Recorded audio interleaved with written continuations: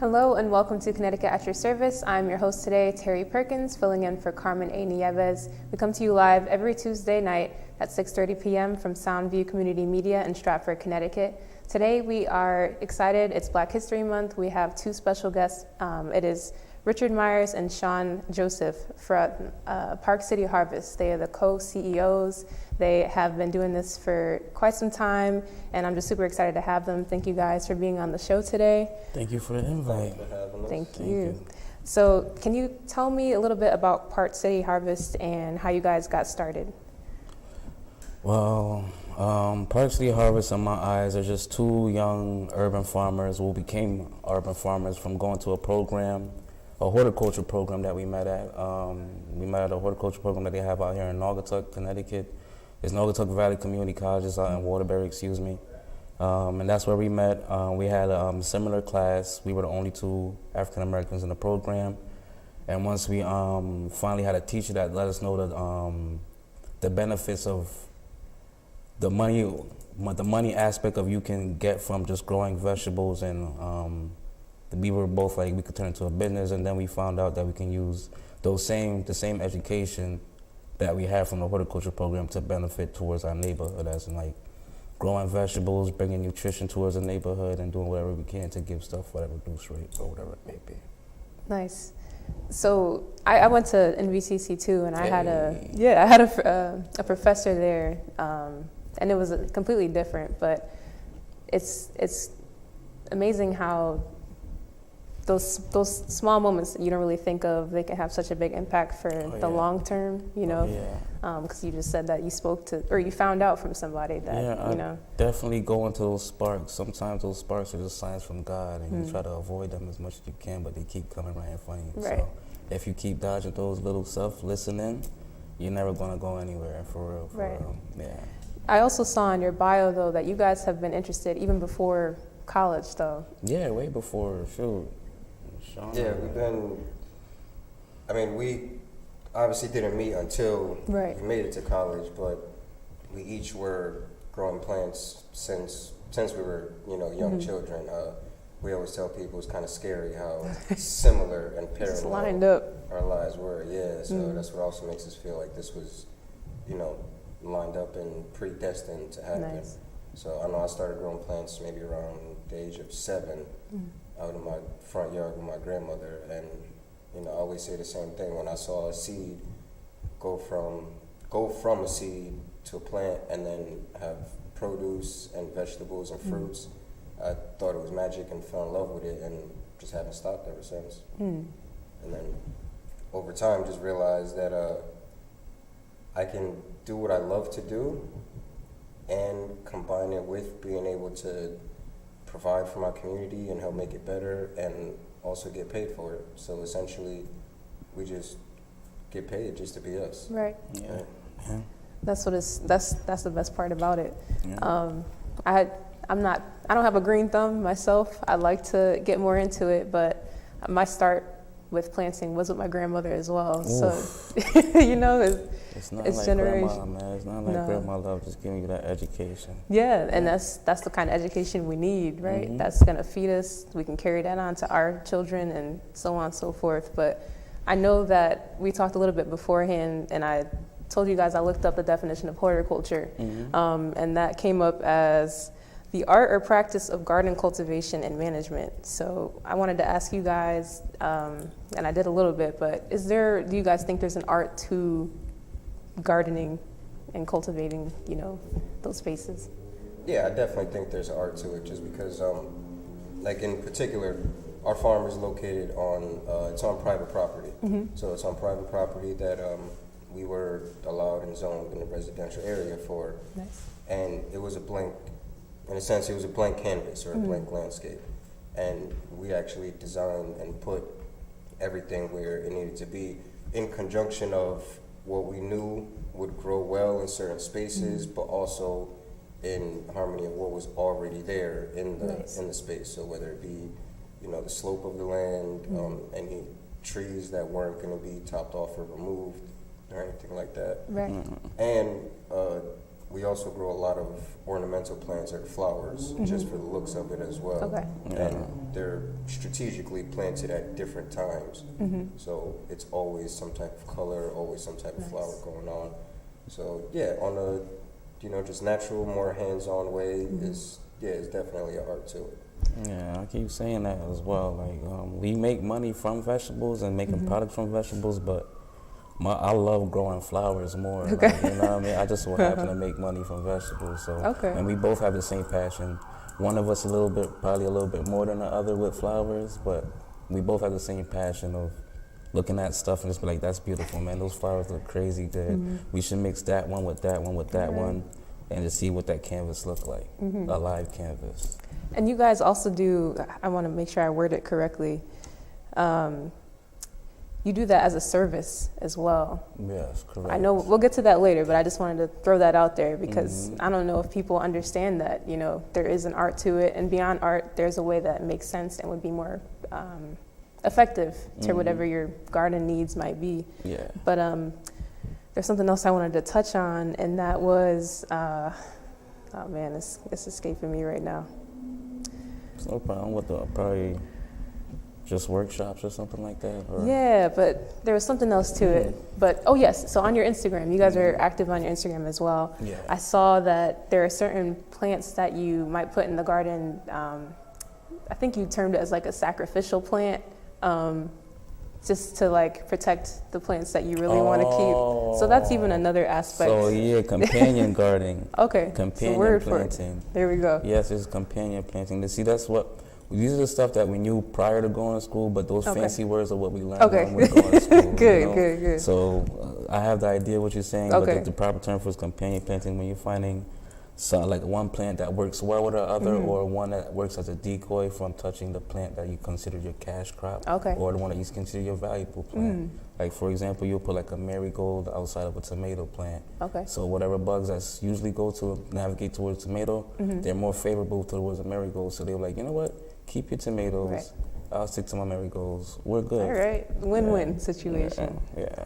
Cool. So let's get more into Park City Harvest. So what do you guys do there? You guys have a wide range. You got books, you do events, free classes, all kinds of things. So I guess let's start with your books. And I know we have a slide on that as well that can come up too. All right, perfect. Which one would you like to speak on? Oh, the first one, I believe it is it's like a cookbook and also, yeah. Boom, Grow to Eat. Grow to Eat, yes. Yeah. So it's the Grow to Eat book. What we found that happened a lot was when we were at farmers markets, we would always get two main questions. It would always be for different types of vegetables, fruits, trees, or herbs, but it was always the same two questions. It was, how do I grow this? I keep trying and I keep killing it. What do I do? And also, for some people, it was, I want to eat better, but I don't know what to do with this vegetable. Okay. So after getting asked that, more than enough times, we kind of just put everything together in one. So the first half of the chapter teaches you how to grow the vegetable, and then the second half of it gives you recipes on how to cook it and what to do with it. That's dope. So sometimes it's cooking it, sometimes it's preserving it or anything like that. Yeah. So and then we just felt that the number one thing to do was to educate. I always felt that information and education should be free. Just because I teach you how to do something doesn't mean you're going to do anything with it. Right. But it is always good to have that knowledge. There may be a time where you can't reach somebody from Park City Harvest or another gardener or another farmer or anything like that. But you know the basics of what to do, so you can kind of get by or anything like that. So that's why we always, through our social media, we always try to give as many tidbits as we can. Nice.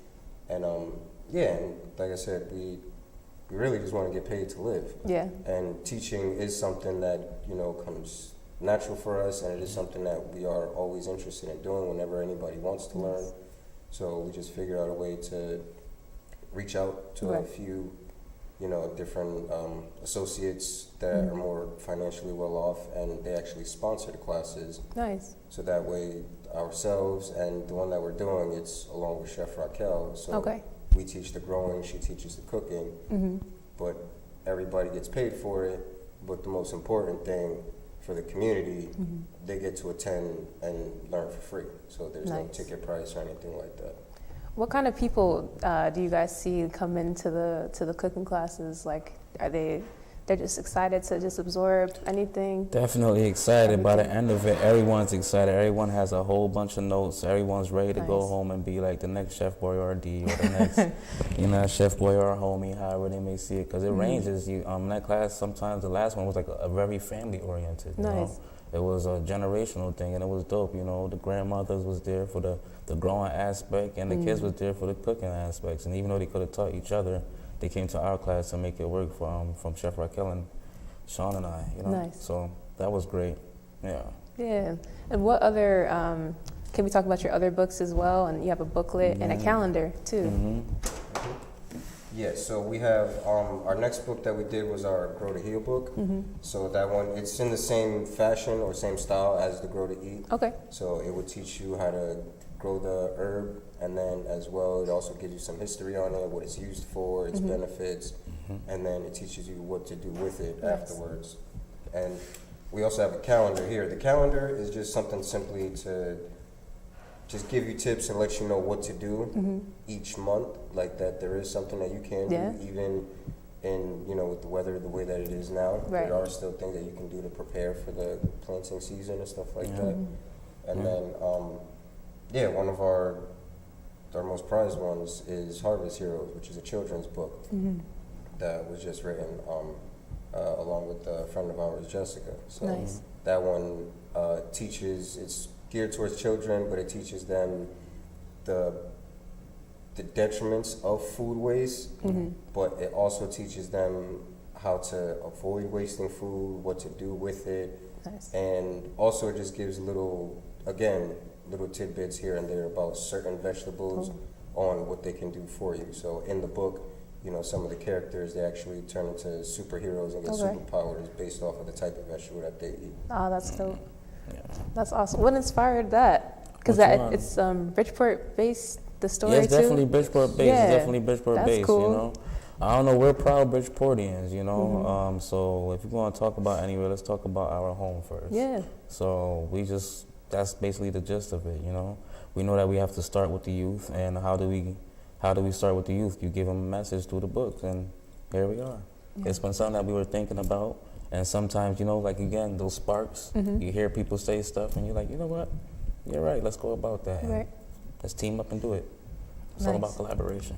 Yeah. Yeah. So I'm excited about that. Definitely check out their website and their social media to get more information about how to obtain those and more about it. So another thing I wanted to ask you guys, so the books are just one aspect. You guys are obviously, you work with gardens and food, so can we talk about that? You guys currently just at City, if you can correct me. City Seed in New Haven, Connecticut. So City Seed has a bunch of markets, right? And what they have now is a winter market. In Connecticut, there's not too many markets in the winter due to our, our weather out here. Right. So not too many farmers, or farmers not really doing too much. So what we do for the winter to make income would definitely be the microgreens. Microgreens is something that needs to be more in our neighborhoods, regardless, because right now it's really known just for in those neighborhoods that are more affluent. Okay. But the nutritional factor of it needs to be in these neighborhoods here enough that like you get a pinch of it can give you more beneficial nutrients than most whole meals can. So with that being said, I feel like right now we're on more on the educational piece of microgreens more than selling them, but I do have a subscription list that was cool. that we have together that we just people can sign up, have the microgreens delivered to them on a weekly or bi-weekly basis. We have different varieties and such, but I advise everyone to do a little bit of research on microgreens, either growing them yourself or come and buying them from us. Yeah. So we got microgreens, and then there's the CSA program. Can you explain just briefly what that is, its origins, because I think the origins are pretty cool, and then how you guys are a part of that as well? Well, if you look up the origins derive from a lot of different places, but in the United States of America, definitely Booker T. Watley. If you look him up, please do. He was one of the forefathers of that.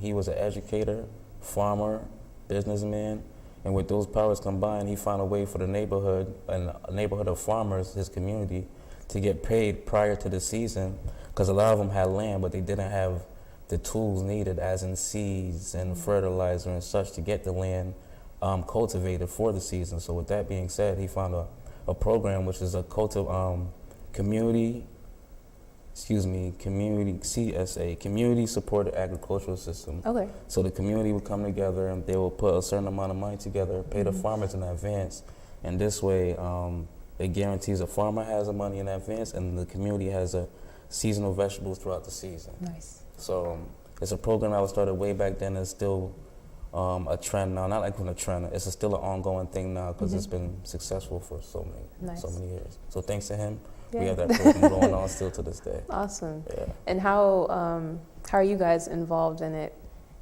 How are we involved in it? So we have a CSA program. You know, CSAs go all different type of ways, but we have a CSA where full share and a half share where you will pay beginning of the season, you know, and then after that we supply you with 18 to 20 weeks, or I can say depending on the season, 18 to 20 weeks of guaranteed vegetables, enough to feed the family, depending on the share amount that you would like to get. Nice. So you basically putting up the upfront money for us to take care of the crops, and that you guaranteed organic, fresh vegetables on a weekly, bi-weekly basis.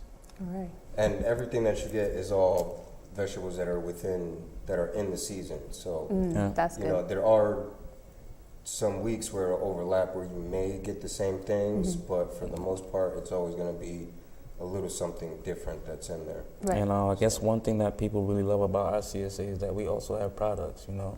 With the produce that we do grow, we do make products. So like we grow lemongrass, but yeah, we mainly grow it to dehydrate it and make a lemongrass tea. Okay. So you may get that in your package, or Okay, you get nice. something like a peekles, which is a spicy pickled cabbage, you know. Okay. So it's like, it gives it a little like, hey, well, I wonder what I'm going to get this time around. It's a Right. little whimsical. Yeah, So you never know. people are always happy to see what's going on in the package. You know, you Nice. just pick it apart like, hey, I'm ready to go through this week. So Right. yeah. Oh, that's dope. So speaking of that, you got teas. I know you guys have some. I saw some clothing on the website too. Oh yeah, both of these. Yeah. Yeah. Our clothes are naturally dyed with the stuff that we grow. Ah, so it's all. what? Yeah. I didn't know about that. That's awesome. At the end of the season, we just harvest up everything that we have. We send it over to Righteous Path, and which is a lady, entrepreneur out here in Bridgeport, and she just makes sure all the stuff is dyed and printed, and she sends it back to us, and Nice. we make it work. And all these were naturally, the shirts this time around too, we upped it. These are all naturally sourced, so less than the carbon footprint around Right. here. So yeah. Sustainable all around. That's all awesome. around, yeah. Oh, that's What cool. was the thrifter name? I think we should give her a shout out because she really looked out for us. It was Skeletons in My Closet. So what she did, she went and she actually thrifted all of the shirts that we used for this batch of our Park City Harvest. That's awesome. merchandise. Yeah. So it went from pretty much being thrifted to then being dyed with just natural organic vegetable waste. Wow. And then we go ahead and then we Put it up back. for available. Yeah. Just keep the cycle going. Yeah. I think that's so cool. I love thrifting, and I just love that whole process. Okay, that's what's up. And Well, upcycling. And I want to try dyeing with natural fibers. So I thought that was I just. know exactly who you hook you up, man. Thank you. Alicia, We gotta bro. talk. She's a genius. She's an We gotta artist. talk. She's a painter. She's a sculptor. Nice. She's an all around. She's a farmer. She's one of those. Yeah, she's one of them. Yeah. Oh, that's cool. And just hearing you guys, like, it sounds like it's a community effort. We were even talking about how beforehand, I was asking if you guys, take volunteers and you want to do that down the line. Yeah, definitely. But you do have sometimes you're saying what your capacity can, handle At the moment. at the moment, right?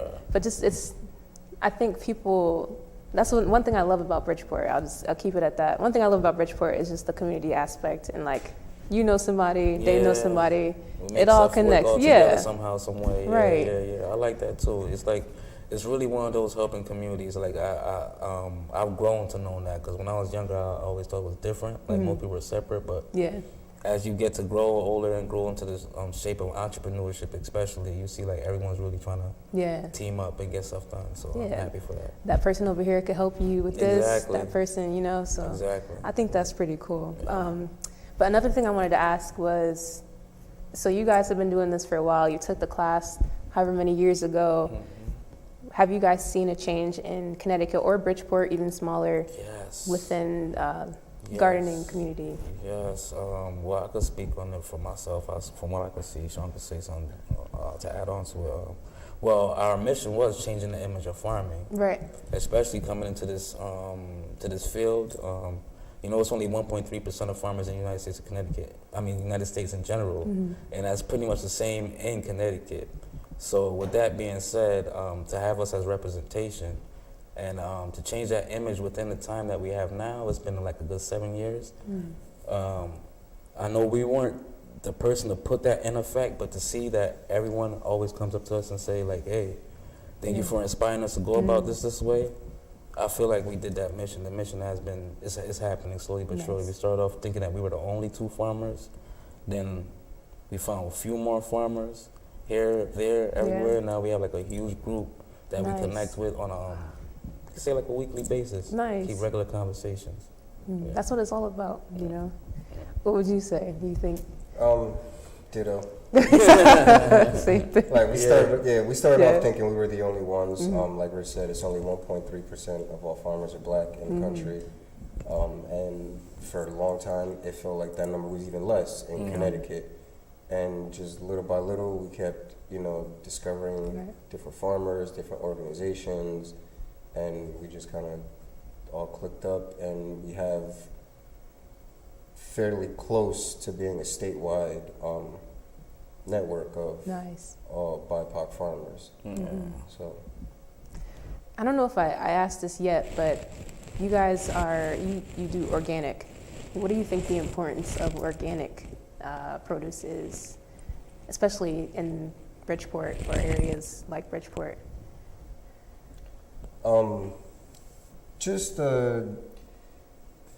It takes a little bit more effort to grow things in an organic manner. Like you are doing a little bit more work. You are in the garden or on the farm a little bit more frequently. But it's outside of the labor, it is a little cheaper versus buying the chemicals and things of that nature. Wow. And also at the same time, it saves you from buying and purchasing the chemicals. Right.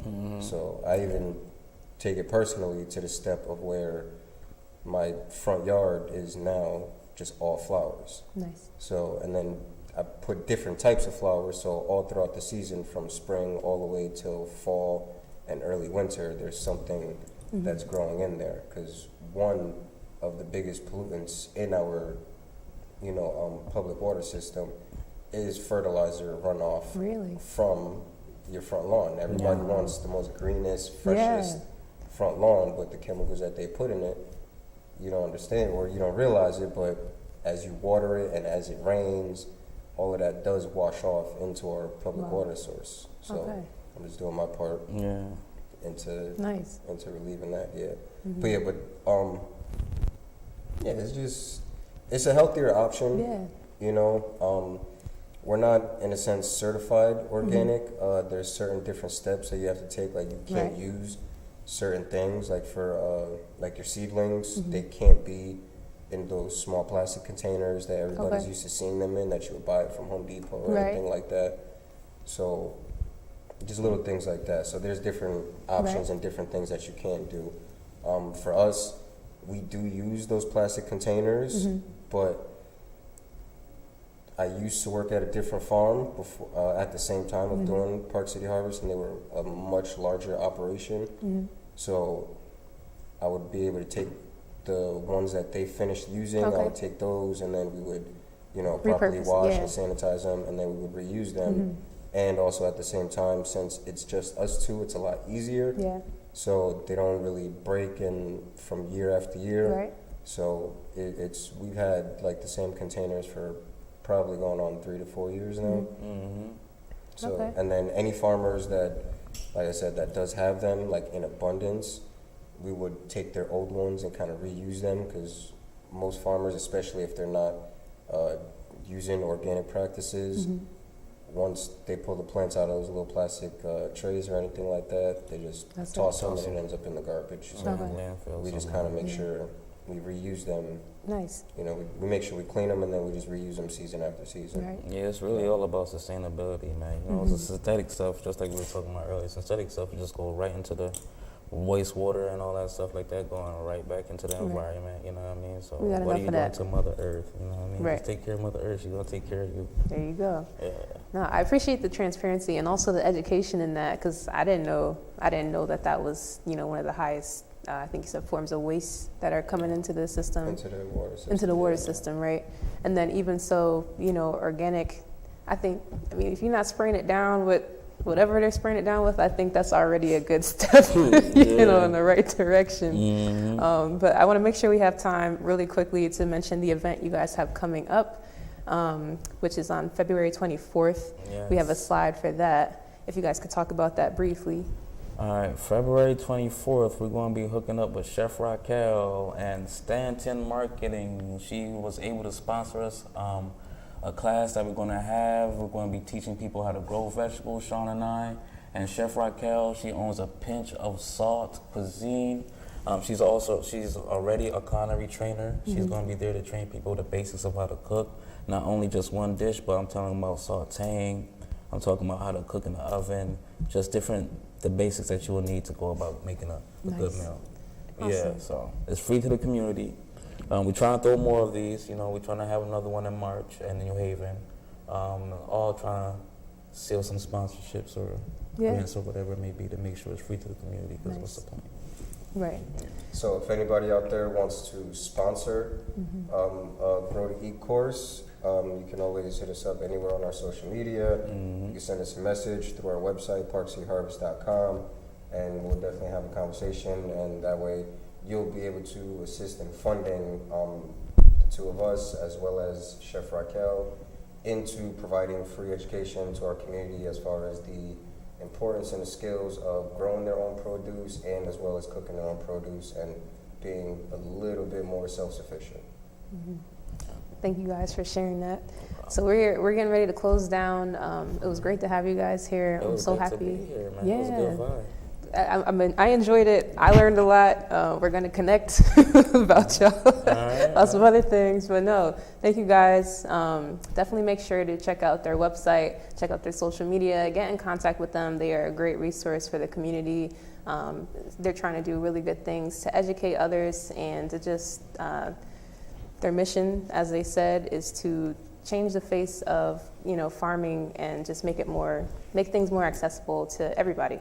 So thank you guys so much for watching Connecticut at Your Service. My name is Terry Perkins. Once again, I'm the host. We come to you live every Tuesday at 6:30 p.m. from Soundview Community Media in Stratford, Connecticut. Make sure you subscribe to our YouTube channel, which is Soundview Community Media TV, and check us out.